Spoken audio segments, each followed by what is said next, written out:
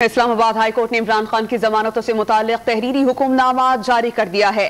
अदालत ने पीर तक इमरान खान को किसी भी मुकदमे में गिरफ्तारी से रोक दिया। इस पर हम बात करेंगे डॉन न्यूज़ के रिपोर्टर उमर मेहताब बरनी से। उमर, बताइएगा तहरीरी हुक्मनामे के अहम निकात क्या हैं?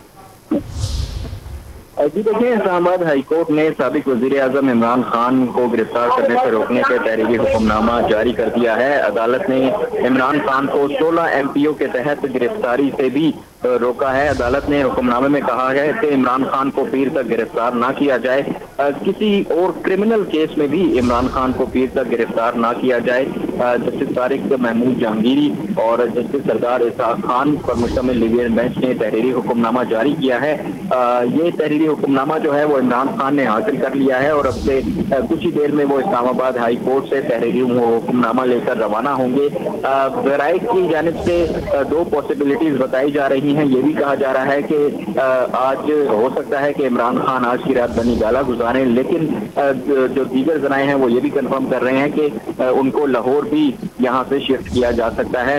अब से कुछ देर में इमरान खान जो है वो इस्लामाबाद हाई कोर्ट से रवाना होंगे और तहरीरी हुक्मनामा जो है वो उनके पास पहुंच चुका है। बहुत शुक्रिया उमर मेहताब बरनी, आप हमें अपडेट कर रहे थे।